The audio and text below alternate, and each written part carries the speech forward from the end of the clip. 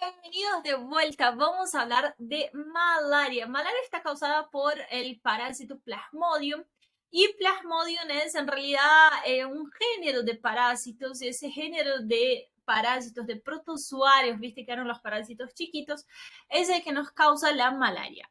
Ellos son transmitidos, por un mosquito que se llama Anopheles y como todos los mosquitos, como ya habíamos mencionado, los mosquitos viven en ciertas áreas, normalmente entre los trópicos. Fíjense que son lugares húmedos, lugares de mucha vegetación, vegetación tropical con mucha lluvia, florestas grandes, entonces es en donde van a estar los anófiles. Y como están los anófiles, pueden estar los plasmodios. En Argentina, estamos en blanquito acá, no tenemos casos autóctonos de malaria, o por lo menos no teníamos hasta 2022, que es los últimos datos que tenemos. Autóctonos significa que son casos que nacieron acá, o sea, personas que fueron infectadas de Plasmodium en territorio argentino. Y eso pasa porque no tenemos el anófeles, que es el mosquito. Y no tenemos porque no tenemos una floresta suficientemente grande para tenerlo, como por ejemplo acá que tenemos el Amazonas. Entonces la mayoría de los casos en Argentina son importados. Esos casos importados en Argentina suelen venir de personas que vienen de esas regiones y no saben que tienen la patología. Entonces de esa forma llegan acá ya infectados y eso se llama casos importados. Ese de acá es nuestro parasitito y lo que hace ese parásito normalmente es estar en la sangre. Fíjense que esos son eritrocitos, ¿no? Y acá tenemos el plasmodium re lindo, el nuestro parásito, nuestro protozoario, su núcleo todo bonito. Entonces cuando pensamos en la patogénesis de la malaria, pensamos que tenemos un parásito que va a invadir nuestros eritrocitos y nosotros en contrarrespuesta vamos a activar la respuesta inmune. Esa activación de la respuesta inmune forma las citoquinas proinflamatorias y cómo ese parásito altera a los eritrocitos parasitados para que esos eritrocitos no sean fagocitados y también va a alterar los eritrocitos que están al lado de los eritrocitos parasitados, o sea, los eritrocitos que no tienen un parásito también quedan alterados. Hay una formación proinflamatoria y forma algo que se llama las rosetas. Las rosetas son cuando un eritrocito se une a otro eritrocito y forman una especie de clump. Clump se dicen a los coágulos. Y se llama roseta porque parece una rosa cuando se ve en microscopio, porque quedan todos los eritrocitos así. Mira, quedan así los eritrocitos, eso es una roseta, vamos a ponerla allá la imagen. Quedan así, mira, que forman como una rosita. Y eso se da por la activación de distintos factores adentro del propio eritrocito. El plasmodio adentro del eritrocito activa no solo el eritrocito donde está él, pero activa los que están al lado para que se peguen todos juntos y de esa forma forman las rosetas. Cuando forman las rosetas hay una activación de plaquetas y una activación del endotelio por las citoquinas también inflamatorias que estábamos activando y todo eso hay un secuestro de la sangre, hay como que todo queda medio coagulado, medio obstruido con una inflamación y tenemos lesiones microvasculares en distintas partes del cuerpo. Lo que nos explica mucha de la sintomatología que tenemos en Plasmodium. Entonces, algo sumamente importante que tenemos que ver es que por esa sintomatología que tenemos, que vamos a tener la ruptura de esos esquizontes para liberarlos al medio, y cuando rompemos los esquizontes, rompemos los eritrocitos también. Cada vez que liberamos los merizoitos a la sangre, hay una activación de citoquinas proinflamatorias. Cuando hay esa activación de citoquinas proinflamatorias, activamos los picos febriles. Y acá es donde diferenciamos por la clínica cada uno de los plasmodium. Cuando nosotros hablamos de un plasmodium que tenemos fiebres altas irregulares, que normalmente son a cada 3 días, pensamos en fiebre terciaria maligna. ¿Por qué? Porque ese paciente tiene fiebre de la nada, baja, baja, sube, baja, es irregular. Y normalmente la fiebre aparece a los 3 días. Un día es normal, un día de fiebre, un día normal, el tercer día vuelve a tener fiebre. Entonces esa es la fiebre terciaria maligna. Porque encima la fiebre no es un pico febril, la fiebre dura un tiempo.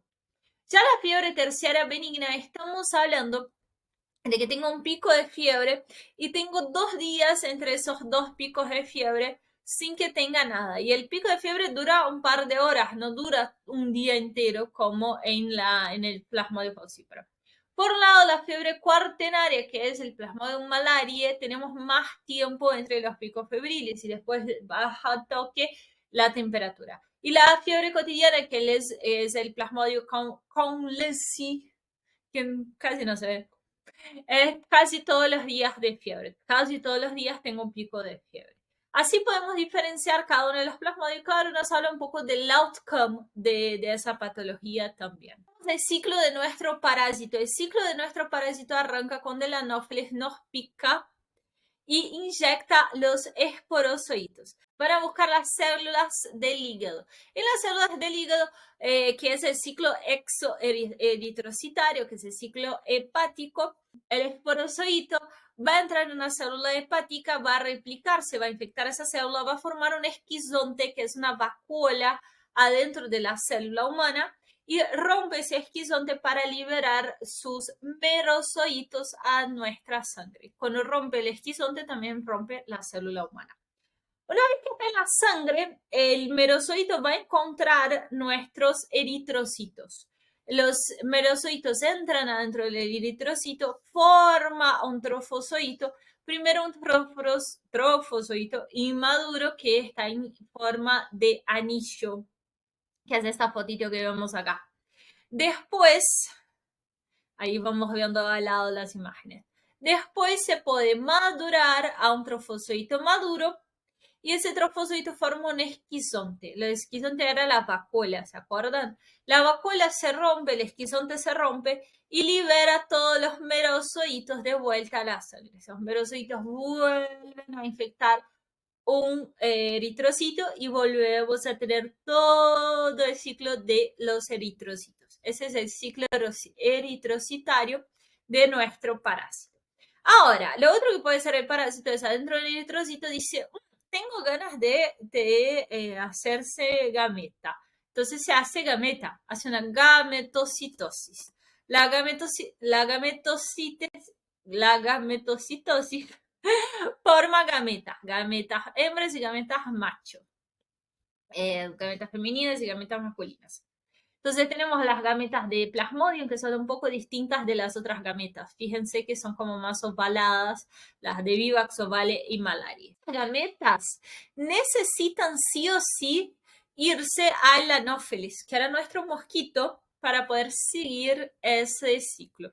No logran hacer esa gametogénesis adentro del cuerpo humano. Entonces son comidos por nuestro mosquito y forman macrogametas y microgametas. Normalmente la microgameta es la gameta masculina.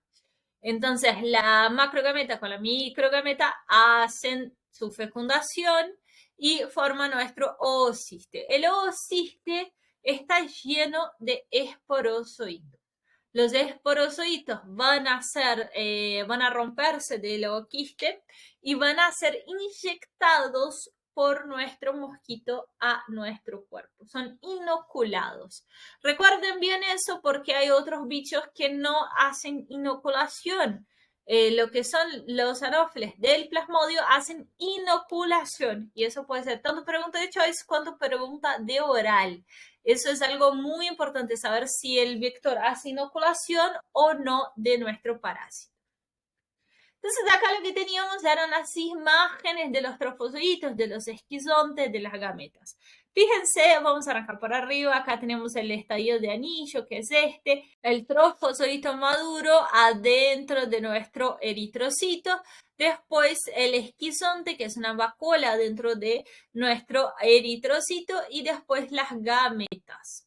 El Vivax, lo mismo, el estadio de anillo, los trofozoitos, los esquizontes y las gametas grandes y chiquitas.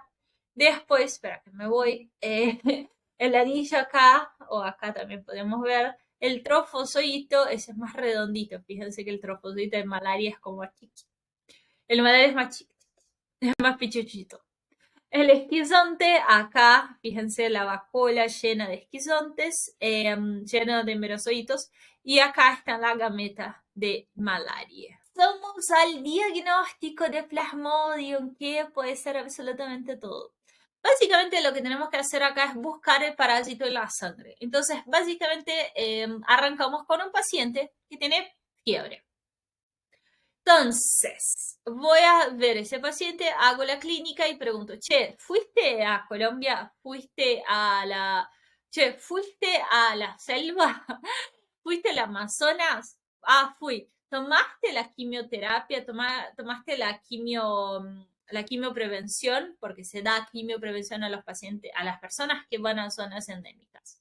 No, no tomé. ¿Te picaron muchos mosquitos? Sí, un montón. Me comieron los mosquitos por todas. Bueno, listo. Entonces, ¿qué es lo que podemos hacer? Podemos hacer distintas técnicas como gota gruesa, extensión sanguínea, frotis, ¿no?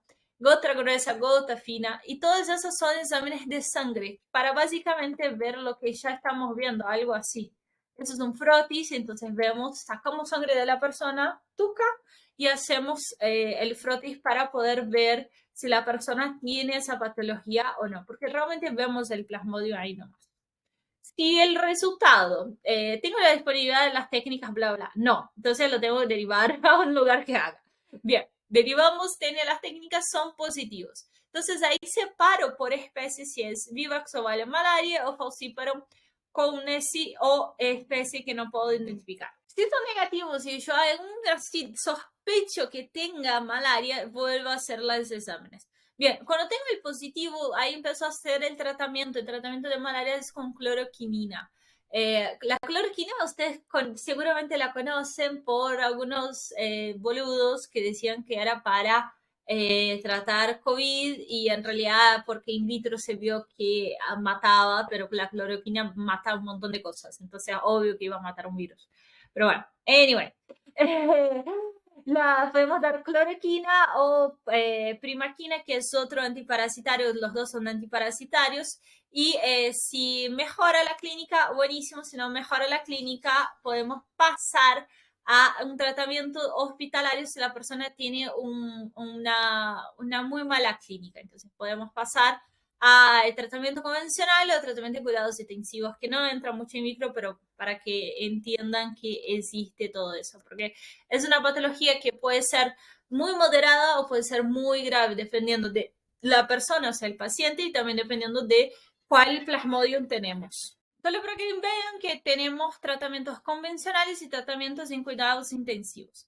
Dicho eso, después que hacemos todo el tratamiento, la persona mejora y listo, o se muere y bueno, también termina ahí la historia de ese paciente. Acá malaria es bastante largo y se toma bastante, así que aprendamos bien. Y vamos a pasar con el próximo video de parásitos.